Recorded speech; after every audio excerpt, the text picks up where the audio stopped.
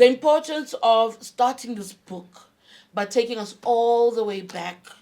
Gae, Ramasetlong. I get to Ramasetlong. I asked around. I don't even know where exactly that is. But yes, the importance of taking us back to the village. Yeah, I think it's very important for a human to understand, their roots, to understand where they're going. But I think the most important thing is that understanding the importance of family, the importance of self-love, and how they've groomed you. For me, what you see is what my parents have raised me, and they've prepared me so well that even when I face the world, I'll always remain calm and also understand what I stand for and what I want in life, what I want to achieve, and what it is my purpose. My name is Mohadi, the one who guides. So definitely that's the definition of it. But the most important thing about this book, it's about self-love, self-respect, self-actualization, how to manage yourself, and all those kind of things. But then, if you have a better relationship, with yourself, it makes it easy for you as an individual to live, in this world. So yeah. At the core, really, at the heart of this book is your journey in the way we saw it as outsiders, but you take us behind the scenes. You were 18 Yeah. when most of us saw you on television. You were 18 when we saw you at the airport with Mama Winnie and Julius Malema. You were a baby, in essence, when Yeah, things were unfolding around your sexuality. I mean, not your sexuality, about your gender. of There is course. a question about sexuality in the book too, but it was about your gender. When that was happening, you Yeah. were a baby. When people tried to dissect your humanity on a global scale, just trying to make sense of that and being picked apart and then making a decision now at your age to Yeah. talk about it. Yeah. Talk me through the decision before I even delve even deeper into the book. I think the decision based on that is that you, as a human, when people start talking about you, it's all about assumptions. You distance yourself a little bit, and then you just watch from the distance and say, okay, people are talking. They're talking about me. They don't know me. They don't know where I'm coming from. They don't know who am I. But the decision based on that, it was just me trying to protect myself from the public. Protect myself from the world. Just to say, look, I need to understand myself better before anyone can do. And for doing that, it has helped me a lot, especially mentally, physically. Now you can see that transition from 209 to 12 to 16. It was massive. I was matured enough to handle everything. Whilst then, I was just like, you know what, I'm just gonna keep quiet and just be me, because at the end of the day, from young age, I've been myself, and I loved myself. I loved my space. So, but then when the noise came in, I had to learn how to just silence it, pause, and have that time with myself. Ask myself if I can do this, if it's really right or wrong. But at the end of the day, as a human being, you must always have that room for disappointment. And for me, being a young child like that, it was like, oh, okay, I'm used to being, looked, differently. I'm used to being, talked, about. So if the media talks about me, it's good. There's no such thing as a bad publicity. How about there is Mokhaji? No, I there's nothing refuse. like that. Because when people talk about you, that means you exist. That means It makes you you are relevant. alive, you are relevant, and you are the most, important person, in the country. But if they don't talk about you, you must know that there's something wrong about it. But when they talk about your difference, it starts, teaching you how to love yourself and understanding the being you are. Because if this, it's not wrong to be, different. It's good, because people will always talk about you, and they will groom you, they'll build you. Some, they'll try to destroy you. But if you're going to let the talks, define you, then it becomes a problem. But if you just sit and listen to your heart, feel yourself, and say, you know what, I am Hadi, I'm a woman, I'm fast, I know I'm different, I know my looks, stuff that, it's okay. I look at the mirror every day and look at myself. I love what I see there. I love what reflects there. I don't, I do not, take it serious when people say, she's like a man. I know men how I look like. I know how I talk. You know who you are. I know who am I. You understand? And that, it can build an individual. That's why when I'm 30, 32, I decided, you know what? I think I'm ready, to share my story. I'm ready, to talk about my experience, my life experience. I talk about my highs and lows. Talk about, when I felt I'm in a good space and I'm not. You understand? People need to understand that it's okay to be different. How do you reconcile the fact that for 15 years of your life, your body was being picked apart, being scrutinized in public, in particular corridors and halls?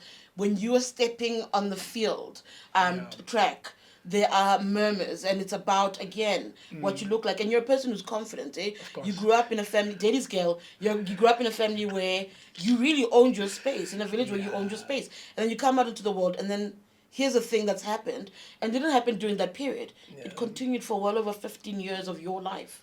Yeah, what I loved about the situation was like people forget they all have bodies. People forget that they all have differences. And people forget that we study biology. People forget that we all have the kind of body parts that are different in this world. But if you don't embrace your body, if you don't embrace yourself, it becomes a problem. For me, I'm happy that my agenda or everything about me was publicized, because if it wasn't, you can never be that positive out there and live your life. You understand? And it teaches us as human to say, look, I need to explore myself. I need to understand myself in a level where no one can. You understand? I So it don't need freed to. you. Of course, it was good. I loved it because I always loved, to go out there, teach people about, people with differences. Because people tend to mock you, people tend to judge you, criticize you. They don't understand, the importance of being different. You understand? For me, yes, I always say I'm not a mistake. I was born for a reason. God created me for a reason to be the change. And I am the change because, Umkhadi, of course, guiding and light. and you're here to guide. You understand? And if you're going to mock someone because of their looks, what about you? I always asked because of say when in 2009 I was asked, "Am I woman enough?" And I always ask, okay, as a man, you're asking me that, are you man enough? You get what I'm saying? Because even a man can have differences. Men can have a low sex drive. They can have, a lot Like you of have a body that can estrogen look in their different, body. Their supposedly, body can yes. look different, but that does not make you less a man. No, it doesn't. And that's part of the Yes, lesson. That's part of the lesson. yeah, I want to go back again to '09. I want to go back to Berlin. of course, I want to go, but before I even speak about what was happening in Berlin, I want your sense of Athletic South Africa's handling of that yeah, entire case. I felt angry. I know you say the book is not because you feel pity for yourself. yeah, I think it is a book of self love and a journey towards that. of course. But I really felt angry at Athletic South Africa's handling of your case. From the psychologist who came to see you and realized you didn't know what was happening. Yeah, I think it's one situation where people couldn't know how to handle it. They could have just be honest and say, "Look, this is what's happening." Instead of that, they thought they're protecting me. No, they were not. They were protecting themselves, from the universe or from fellow South Africans. But I cannot blame them. They did what they thought it was right for them to do. I did what was right for me to do. You understand? And at the end of the day, for me, I learned from that to say, look, I cannot trust no one in terms of my being. You understand? For me, if anything comes in, especially in terms of they send in a psychologist like that to try to counsel, but then the psychology also does not really hit you with the what they there for. It becomes a problem because of you get surprised when when I went and I'm like, okay, man, I don't care. I've been tested before, and if you're not honest enough to say, look, Cass, I'm here because of you've been asked, to do the gender test, then it was just gonna be simple. You understand? Instead of that, they allow the psychologist to come to counsel for something that don't exist to me. And then I get to them, this Mediforum hospital, I'm there with this guy, realize, no, this is not really not a doping test. And I was like, man, I got nothing to hide. You do what you got to do. At the end of the day, it will be wasting my time. I got a flight to catch. You Yeah, understand? you kept I got a saying world that you got a title, race. to win. You You got a understand? race So to for win. me, it wasn't all about that. I did not care about. I knew I'm different, but that did not make me less a woman. I'm a woman that I am. You understand? What lessons do you hope that ASA would have taken from dealing with your experience? Because you're not going to be the last that they have to deal with that Of supposedly course. presents something that's slightly different to what they know. What lessons are you hoping, as you reflect back on your own journey, that Athletics South Africa will take in dealing with talent going forward? I think they need to start learning how to, handle situations like that, especially mainly, especially young girls like that. They just need to be honest. You need to send, those kids in, and with us, as well as parents, because, if your parents are seeing, headlines out there that, your things have been mishandled. So for me, I'll say they need to learn how to support, you know, these athletes. They need to learn how to be there, understand, their emotions, how they're feeling at that moment. Because now, if you lie to me that I'm going for doping and it's not doping, and later on, it can affect, you a lot. Some people, they take suicides, they do that, they take their lives. For me, fortunately, I was strong enough to handle myself, to say, you know what, um, I'm going just to be myself, handle this thing my own way.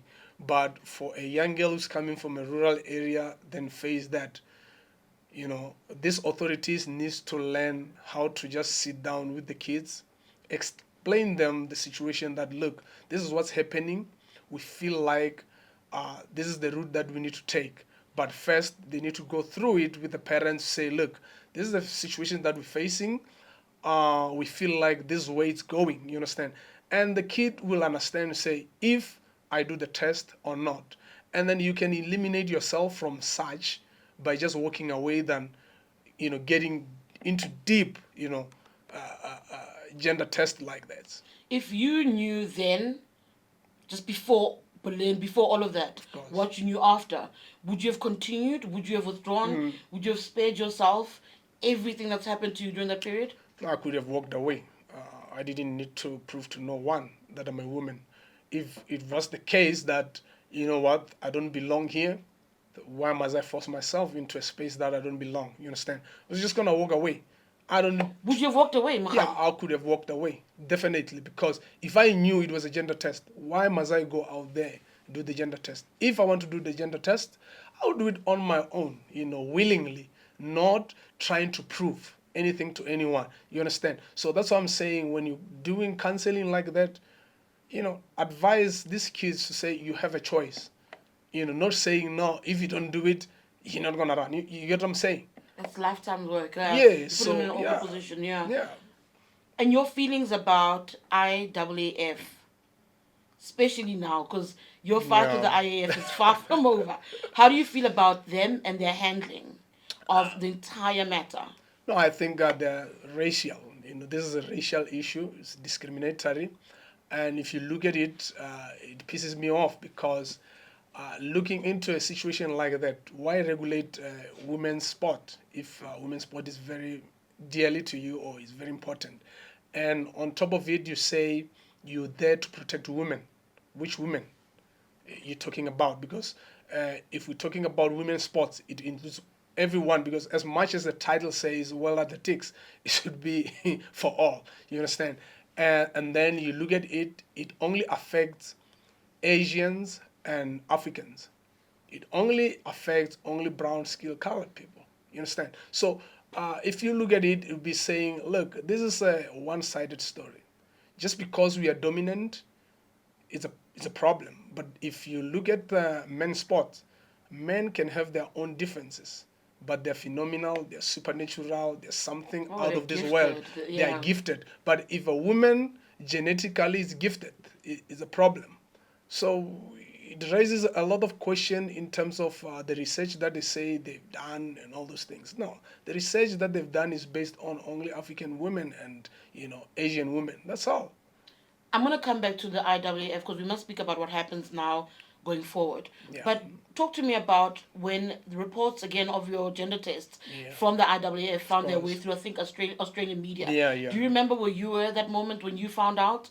And even though you now say, and I applaud you for it, for saying, I have nothing to hide. Then everybody knows Yeah. what's going on with me, so I'll own it. But even if you Yeah. say that, the moment there where the things you did not know were happening inside you are being confirmed via media, Yeah. via leak. So the respectability, the dignity of Mukhadi, here's what we understand, was also not given to you, was taken away from you in that moment. Talk me through that. I think when they leaked, it was like, oh, okay, you did a test, you leaked them. Okay, it's fine. You can continue on doing what you're doing. But at the end of the day, for me, there's no man that can drag me off the track. If you have balls enough, you come. Because I met with the president of ASA, the late trainee, and Yes, he knew he cannot handle that. I just told him one thing. Look, man, you only have a choice to be part of it or be part of me. It's simple. I'm going to win the gold and go home. I don't care what happens after that. You understand? And he sends the vice president, Kakata, it's Maponyane from yes. TAF. And then when we were sitting there, I told him I'm not going to stop running. So whether they like it or not, yes, they've leaked everything. I know everything. But it does not shake me. It does not scare me because end of the day, what you've leaked, of course, you've leaked my results. I'm not ashamed of them. But the question is, what is it that you're going to do about them? Are you going to drag me off the track while everyone is watching? Or what you going to do? You understand? So I understood. Remember, I studied, sports science. I had a background of, sports law and all those things. I knew they had no right to drag me off the track because I already ran hits and the semis. Now they leak. Probably when they leaked the results, they thought it would disturb me. I did not hear nothing when I was there. What the hell makes you so strong, Mukhadi? Like that kind of resolve. Because I'd like to think like I'm a strong girl, but like to withstand that kind of pressure Of course. and to go back and perform and be like, just because you think I can't, let me show you. Yeah, What remember, makes you so strong? man, I know the struggle, I know where I'm coming from. But at the end of the day, the results do not define me. You know, those results did not define me. They don't define my performance. They did not define the human I am. You understand? Those are just the results that, yes, I'm born with the differences and all those things. But it don't make me fast. I work hard every day. I wake up every morning, 5 o'clock. I do what those girls don't do. You know your You story. understand? Yeah. I know my story. So it did not shake me, man. Your strength, you draw your strength from your ancestors. You draw strength from God. God is the one who created you. He gave you life, you'll take it. It's temporary. I wasn't gonna waste that moment. I'm in Berlin. I knew the possibilities of me doing it for the first time and the last time. You understood your situation. I You know understood. your story. I knew it. Mkhadi, talk to me. No, no, no. Let me put it this way. I watched Naomi Osaka a few years ago. Naomi Osaka, when the pressure got too much, said, "Actually, I can't do this. Emotionally, it's not for me." You come from an era where that wasn't the case. We weren't used to sports stars being able to give into their emotions. When you watch that happen, did you not have a sense of envy, saying, "Oh, I wish I'd arrived at a different time in my career where I could be afforded that kind of vulnerability to say, actually, this is too much." Now I think it comes with you naturally if you're going to allow people to control the situation or you're going to take charge of it. Remember, as people we differ. Me, I'm not an emotional person. My emotion I can control.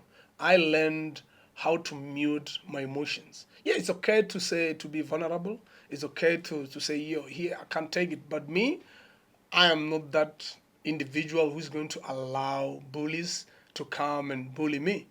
When you bully, I hit back. And I always say, you give me stress, I give you heart attack. You You've understand? been doing that since you were a kid, beating up boys from the age I of always 6. say, Hello, so train your way, I yeah. felt sorry, I felt sorry for her. I also watched, Serena when she, emotionally, Yes, that. Funny enough, the game when with there, you get what I'm Naomi, saying? yeah. So me, I just give you a look and say, stuff you. Yeah, I'm gonna let you control the situation. I'll control the situation at that moment. Maybe later on, when I sit down and then start thinking about it, maybe then. But when I'm in public, in competition, no ways. I remember even in 2016 when Sebastian said, yeah, we're gonna go through this thing, we're gonna regulate it, we're gonna take them out. I said, yes, fine, he can bring it on. I don't give a damn. You understand? I don't care what this man says. He has a long tongue, but he can't phase me. You understand? He need to calm. He speaks a lot, Yeah. but he can't face me and say those things. You understand? But if you're saying it publicly, it does not affect me. It's none of my business. Other perceptions, other people's perception of me has got nothing to do with me. You understand? I Not always your say business, to yeah. people, it's not my business. My business is to handle my put it together. You understand? I want to move away, but before I do, let's Yes. speak about the IAAF for the last IAAF. time. The Yes. the court outcomes in July, in Yeah. essence, don't necessarily mean you go back to the track. It Of just means course. that the fight continues. Hmm. Where are you in your head about what needs to happen? Is this the end? I mean, people speak about your age. I was speaking to some of the sports guys. They're Yeah. like, "Hey, she's 32. Geez, we like to use the word tragedy quite loosely, Yeah. but actually, what's happened to her is quite tragic. They've killed her career in that space.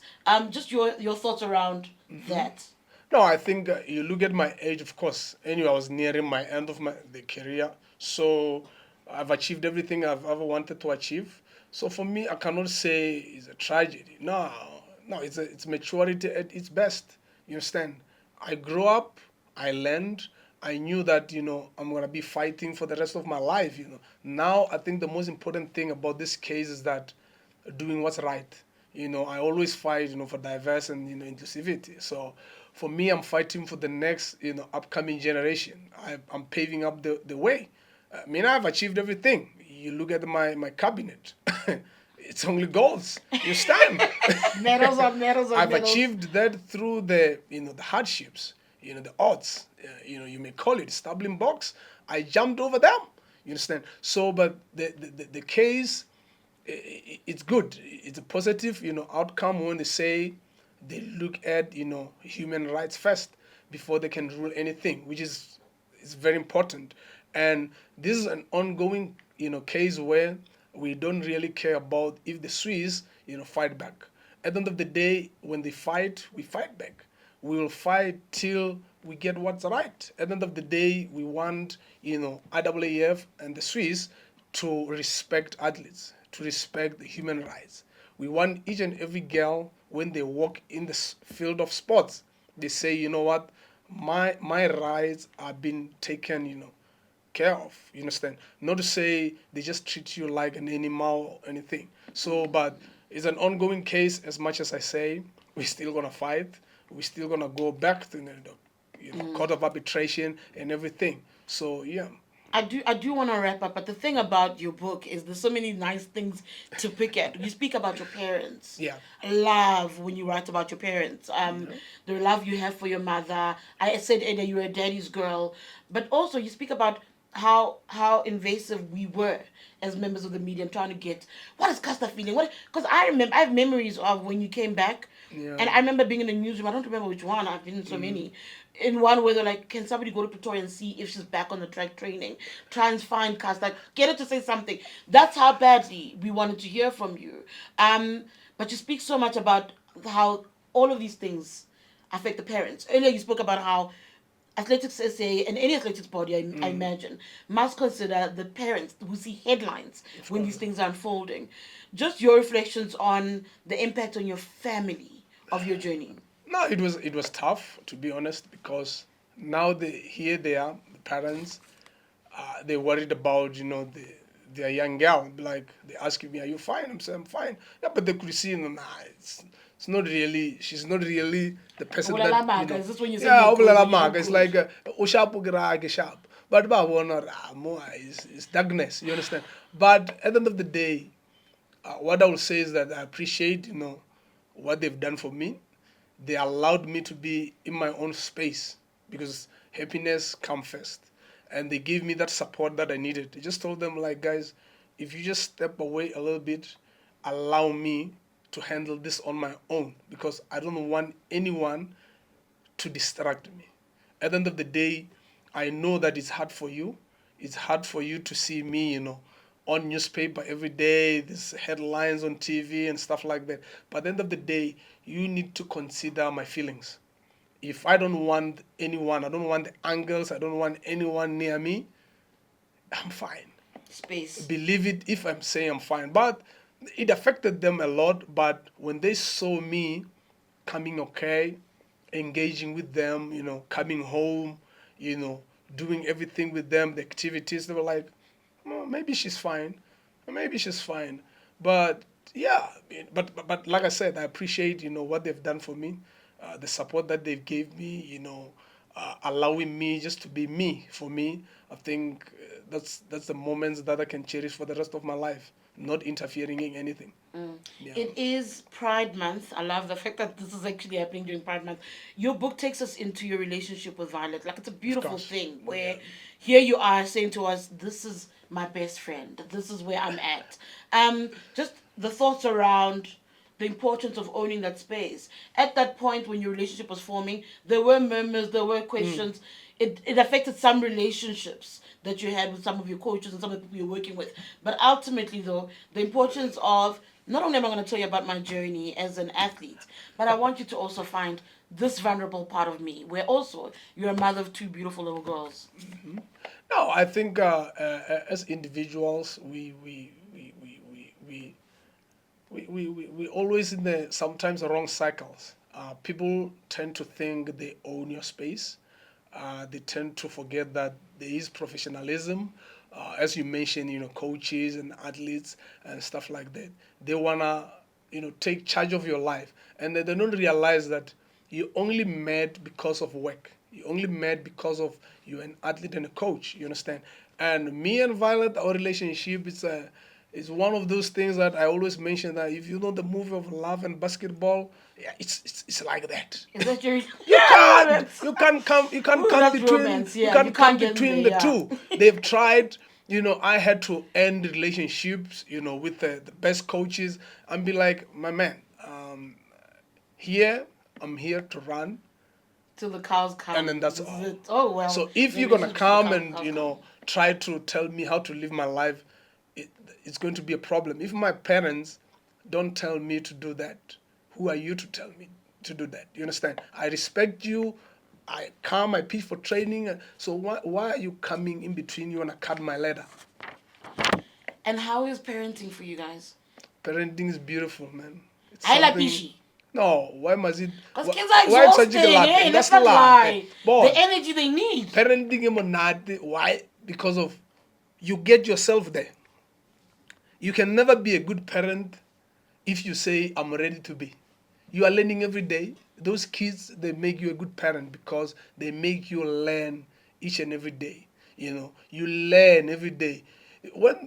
They always come and say, "Got the baby shower." You know, you must. No, no, no, no, no. Allow people to, you know, enjoy their journey. You know, how you parent your kids is not how I'm going to parent my kids, because of it's different. That's why we always say, "Malaw waka kwaka." It's crying my shoe in my house. It's not my dad's. It's not anyone. I'm making So my hair. You'll figure it I out. no no no Yeah. maele ala bisha, because of you going to start telling me o sanju di shengwa now so no. I raise my kids based on what I see, because at the end of the day, kids are not the same. You know, households are not the same. Our behaviors are not the same. So, but now, what I do what's best for my kids, and I make sure that I provide anything that they need because of how I grew up, my man. Negija bobe ka makhura wana fish oil ela o kry-a boiji fish oil da o tšhetše letswainyana. With I'm not what? gonna do that. Just Makura Just Libohobe. makura le bobe le Oh, letswai. no. So that's what I'm saying. KG with is the- the engineer. He's also laughing at you because I was. Now you play a bolele us. maaka no o kry-a o ija bobe ka di anyalese fela o no fra anyalese fela tamati, you just mix and acha, those things. So you don't want your kids to go through what you went through. You want a better, their lifestyle. Experiences, But absolutely, yes. in a But strict way. so you're a strict mother. I'm strict. I have no words for you. I get that.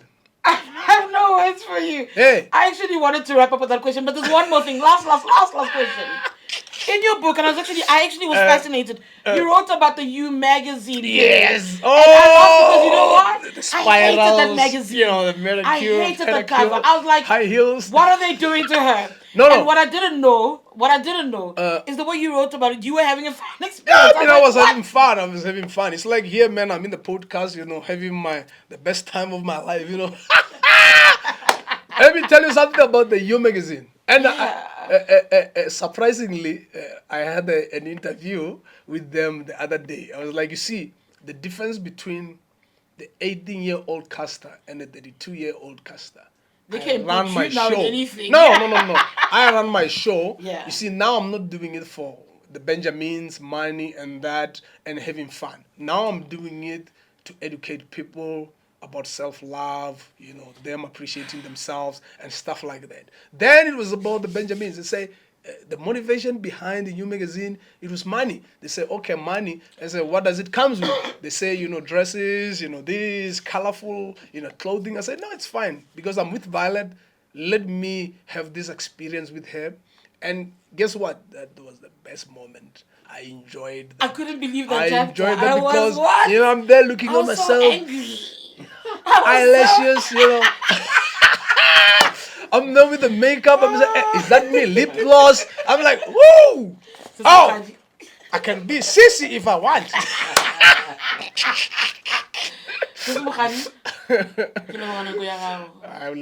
I've really enjoyed this. I love you. I celebrate you. Thank you. Oh my God, I'm crying. Yeah, thank people you. if they don't know I'm crazy, now they know. No, Sarasmi. Oh my God, thank you. Sharp.